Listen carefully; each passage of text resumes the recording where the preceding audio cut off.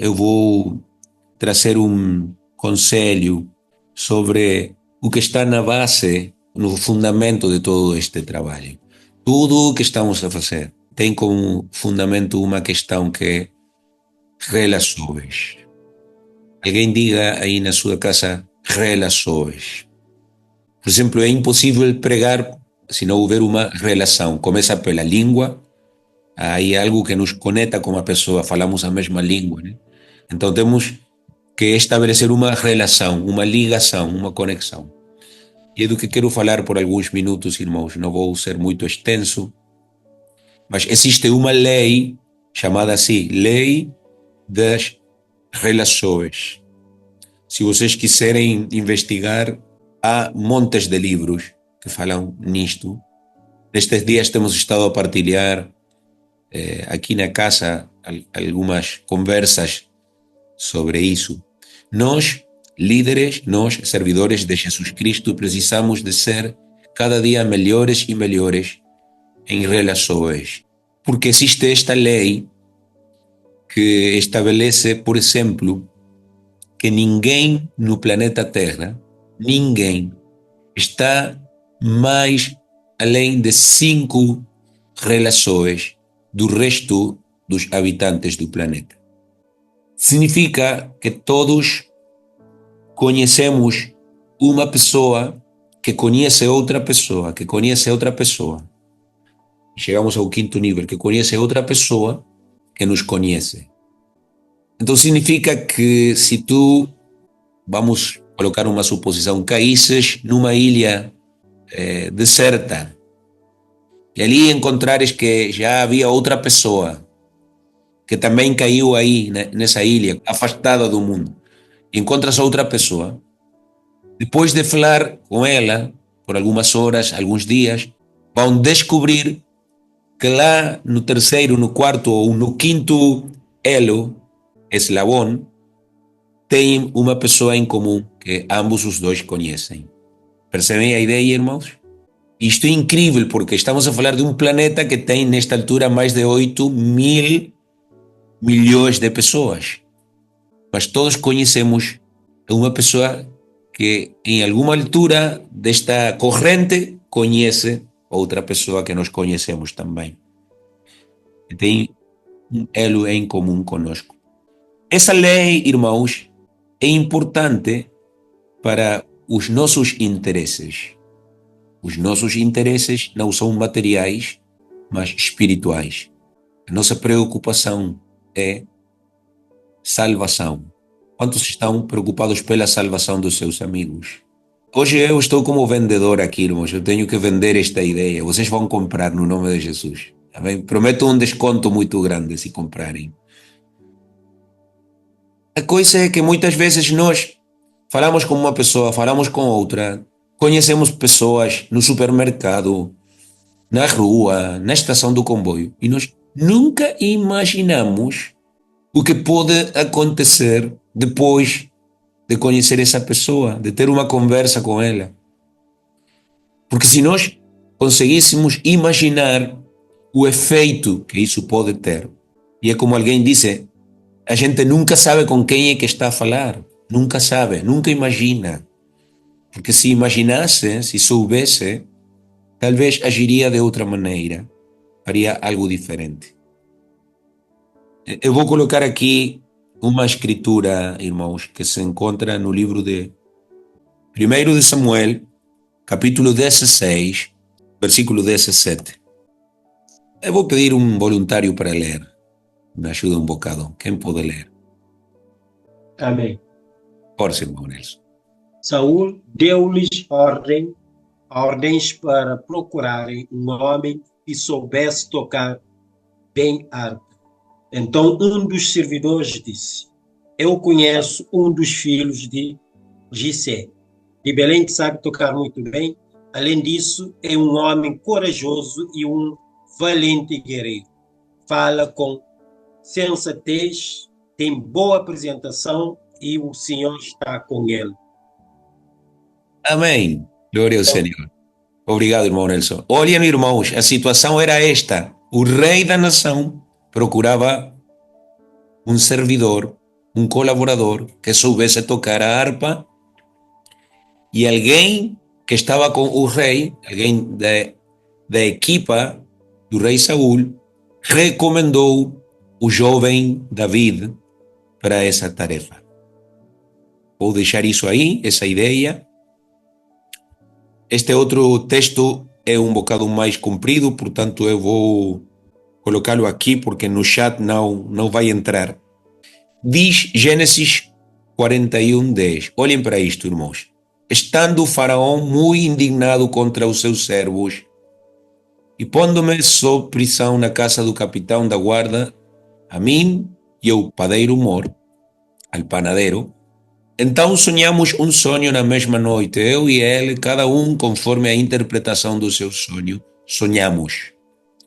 E estava ali conosco um mancebo hebreu, servo do capitão da guarda, e contamos-lhes, e interpretou-nos os nossos sonhos. A cada um interpretou conforme o seu sonho.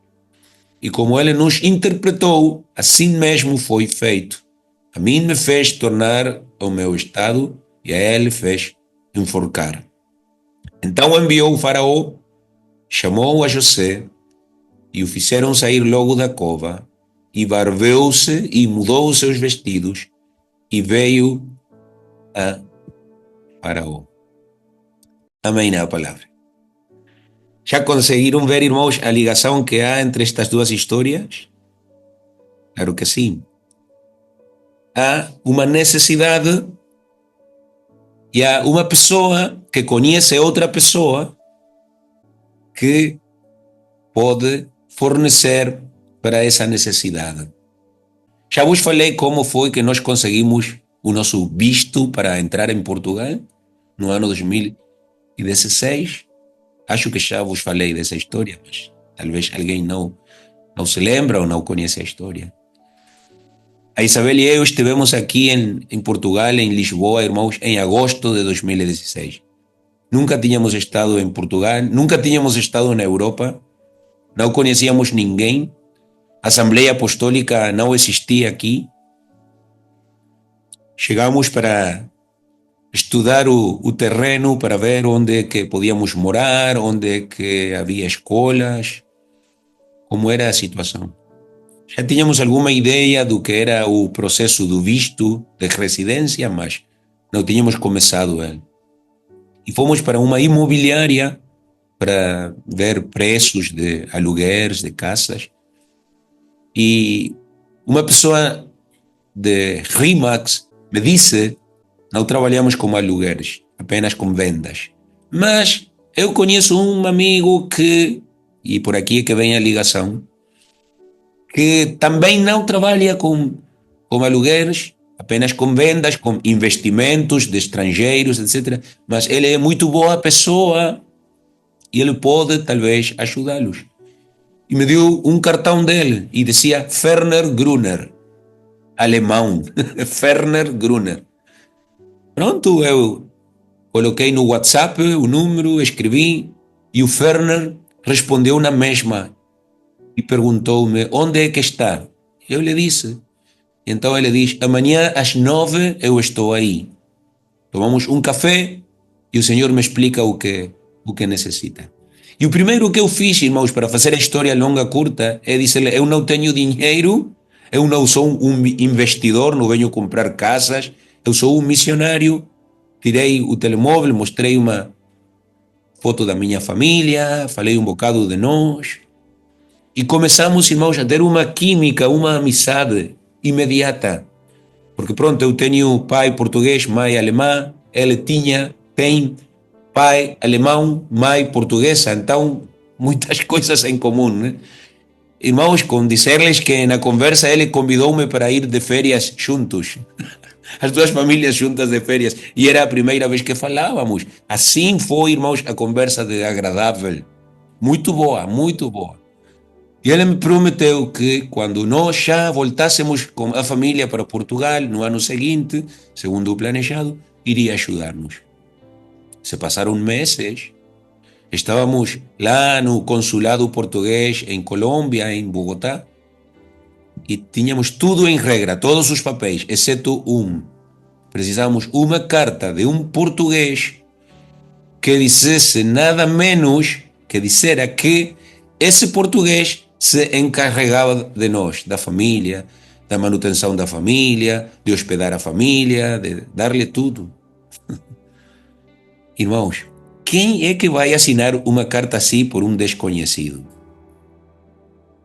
Quem é que escreve uma carta e se compromete e diz: eu vou fazer isto, aquilo, vou dar tudo para estas pessoas, quando nem somos amigos, nem parentes, nem nada? Tínhamos tido apenas uma conversa de meia hora e tínhamos tomado um café. Mas eu pensei nele e eu liguei para ele no nome de Jesus Cristo, desde aquele consulado. E assim, pedi para ele: preciso uma carta que diga X, isto, aquilo. Ele me diz: não há qualquer problema. Imediatamente eu faço essa carta. E ele recomendou-nos com o cônsul português, dizendo que nós éramos ótimas pessoas, etc, etc. Falou, assim como falaram do David, assim como falaram do José, ele falou de nós para o cônsul. E o cônsul, na mesma, também nos deu o visto, irmãos. E nós já tínhamos recebido muitas más notícias, até de irmãos que disseram: não, é impossível, vocês não vão ter visto. Uruguaios não têm visto, não vão dar visto para vocês, porque vocês precisam ter aí em Portugal endereço e ter NIF. Não é fácil. Mas o que havia, irmãos, era uma relação. E o resto da história, irmãos, é isso, é história. Chegamos cá com o nosso visto. Este homem fez tudo por nós, tudo. Ele estava à espera no aeroporto, ele nos levou para onde íamos morar, ele nos ajudou, irmãos, com cada assunto. Tudo, irmãos. Alguém diga glória a Deus nesta noite. Por que estou a falar disto, irmãos? Porque nem o missionário Gabriel, salvando as distâncias enormes, né, com a Bíblia, nem o David, nem o José teriam chegado onde chegaram se não fosse por um amigo, se não fosse porque tinham tido uma conversa com alguém, porque tinham feito algo por alguém. Por exemplo, irmãos, David foi rei depois de Saul, nada menos. Herdou o trono. O José casou com a filha do faraó e chegou a ser o segundo, antes de ser genro de faraó, foi o segundo em Egito. Assim de importantes, irmãos, podem chegar a ser as conversas, como digo, numa estação, num café, numa prisão, como no caso do padeiro e do copeiro. José nunca imaginou que um desses homens iria ser uma ligação para alcançar o segundo lugar no governo de Egito, por exemplo. Como tu e eu nunca vamos imaginar o que pode estar detrás de uma pessoa. Talvez essa pessoa não diz nada no seu aspecto, não aparenta ser ninguém, com muito respeito, né? Mas como o mundo fala, este não é ninguém. Mas tu não sabes as conexões que há, os elos que há, e como isso pode ser transformado numa grande bênção. E não pensemos apenas em nós, irmãos, e no que alguém pode fazer por nós. O que pode fazer pela tua família, o que pode fazer pela igreja. Talvez tu estás aí no comboio a falar com um futuro pastor da igreja. Agora ele nem conhece a Deus, mas num futuro Deus irá usá-lo. Tu não sabes. Mas eu quero, irmãos, insistir um bocado com isto, porque temos que ser pessoas que apreciem, que valorizem as relações. E sobre isso é que quero, neste momento, orar convosco, irmãos. Vamos fechar os olhos onde estejamos e vamos pedir ao Senhor da sua fé, da sua visão, porque, irmãos, acima de tudo está Deus, e Ele é que vê o processo completo, Ele vê a corrente inteira, nós não. Senhor, obrigado pela Tua palavra nesta noite, por este tempo de reflexão, Senhor, sobre um tema tão importante como é o das relações interpessoais.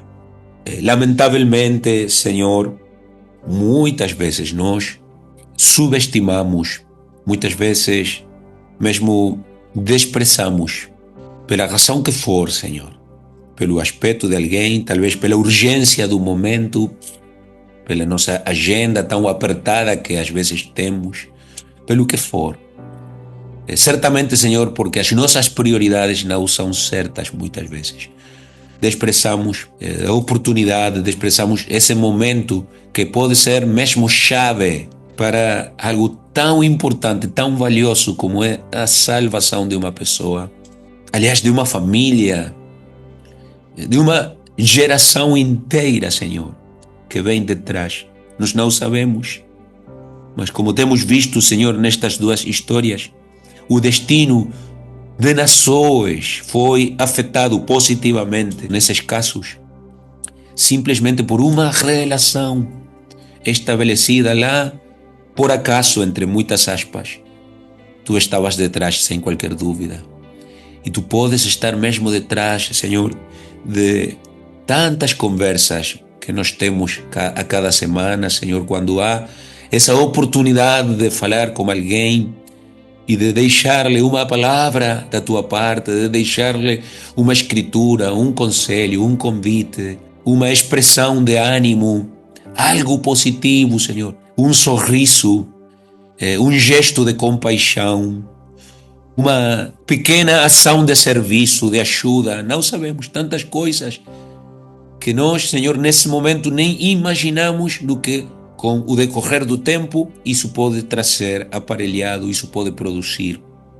Por isso estamos nesta noite aqui, Senhor, para pedir-te que nos aumentes a fé e que nós possamos ser pessoas do reino, Senhor, com a mente, como estes homens, como José, como David, como tantos outros, Paulo, que aproveitaram cada hipótese que eles tiveram, Senhor. Eu estou seguro que assim foi, que foram excelentes, Senhor, no que faziam.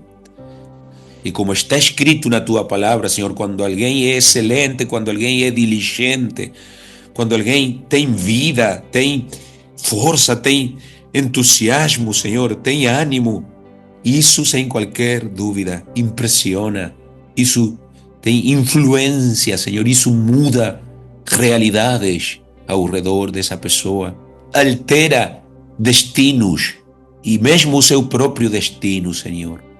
Oramos para que assim o possamos acreditar em cada caso, em cada oportunidade, Senhor. E que possamos crer, Senhor, que Tu, quem és o único que conhece o panorama completo, Senhor, a paisagem completa, nos possas ajudar, Senhor, como sabemos que queres ajudar-nos, a sermos melhores nesse sentido e dar sempre o nosso melhor, Senhor. No nome de Jesus, eu peço-te por cada líder, por cada auxiliar, mesmo pelos auxiliares em treino que cá estão, para a cada dia sermos melhores e melhores em relações interpessoais. Ajuda-nos a melhorar as nossas atitudes, ajuda-nos a sorrir mais, a compreender mais, compadecer-nos mais, a aproveitar melhor, Senhor, as oportunidades. No nome de Jesus o pedimos. Oramos dizendo obrigado, Senhor, nesta noite. Muito obrigado, Senhor. Aleluia.